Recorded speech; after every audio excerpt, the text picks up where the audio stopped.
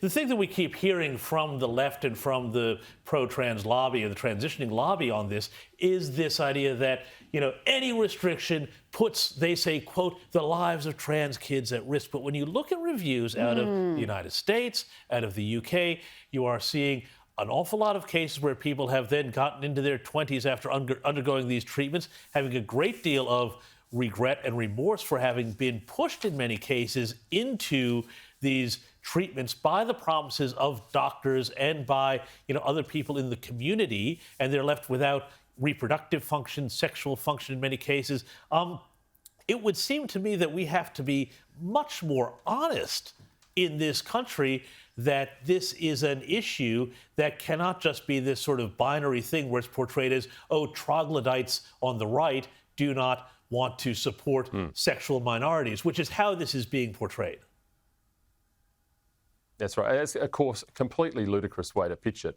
And I mean, we're seeing these cases, the cases that you describe are now known as detransitioners. And there's a tragic case of a young woman in New South Wales that's now suing a number of different parties because of what she says was the inability to give informed consent, really about what we're talking about here. And there were the files discovered by Michael Schellenberger, I think, the WPATH files recently this week, which have been produced, which show very clearly that the medical community in this area is very, very conflicted on whether or not this is a good thing or not. We're talking about putting a freeze on this until kids are 18. It's eminently sensible, and ultimately what we are talking about is looking after the interests of kids, not playing politics with them.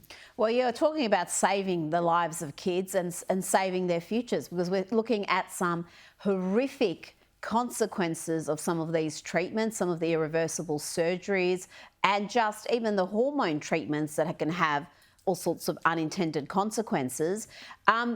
And this almost emotional blackmail that's used when this issue comes up about, well, this is going to see a surge in suicide or self-harm. And again, Michael Schellenberger, and I know there's been research out of Scandinavia as well, has completely debunked this notion that these treatments are reducing depression, self-harm, suicide. In fact, their argument is there's evidence that there's an increase in those events because of these treatments. And when these kids have regrets about having significant surgeries and treatments that change their body, change their voice, perhaps leave them infertile, they can have lifelong consequences from it. Yeah, correct. And of course, we all have to cast our mind back to what many of us were like at 18 and younger, to thank very much so the case that we didn't brick any of that in sand, haircuts and other things being a trivial example. But I mean, it really is true.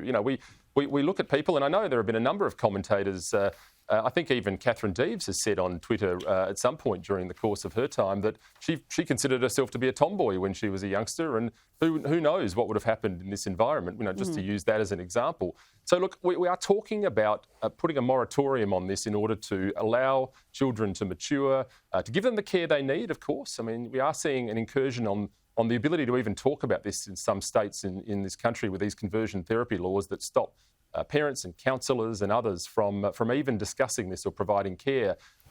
One thing you can be assured of in life is when people don't want to talk about a subject, there's something to hide. I say, what are they trying to hide? Let's talk about it. Let's get one of these to a hearing and get the evidence from real medical professionals and the sort of things we saw out of Michael Schellenberger's research, and get them before the Australian people and let them see if they're comfortable with it. Well, let's just briefly talk about the politics, because, Alex, you put up a bill last week to get this heard again in the Senate. I've looked through, and you thanked on Twitter those people who voted yes for your bill, and great, there's Matt Canavan, as you said, and James Patterson, Holly Hughes, others. I failed to see some of your colleagues like Simon Birmingham or Andrew Bragg or Jane Hume on the yes list. Now, why are your colleagues in the Senate not supporting you? And if they're not, let me just say, right down the lens, please, if the camera can come here.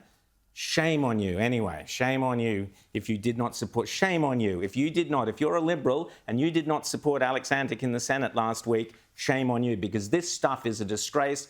And as Alex is saying, the children of the future rely on you, Liberal Party, to sort this out. Alex, I know you can't slag off your colleagues. That's my job. That's why we have this show here. But Why aren't the Liberal Party supporting you in this crusade? Because it is fundamental. Well, look, I don't know the answer. That's probably a question best left for others. Suffice to say that it wasn't just a number from my side. It was also the entirety of the Labor Party and the entirety of the Greens, most of the crossbench.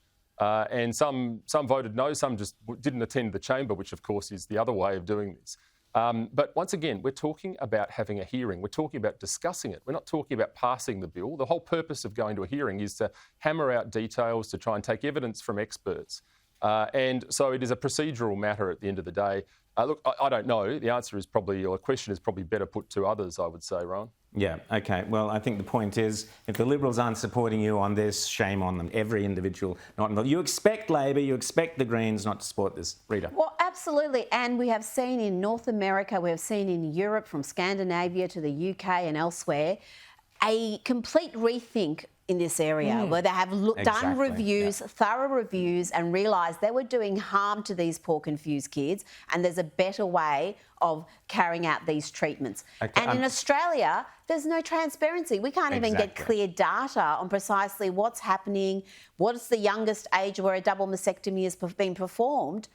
For gender-affirming care. Senator Alex Antic, we've got to go, but thank you so much for coming on Outsiders, explaining that to us. And the people of South Australia, as well as the people of Australia, owe you so much for actually pursuing this issue. It is critical to future generations, and we applaud you for doing so, and we trust the rest of the Liberal Party and the rest of the Parliament get behind you.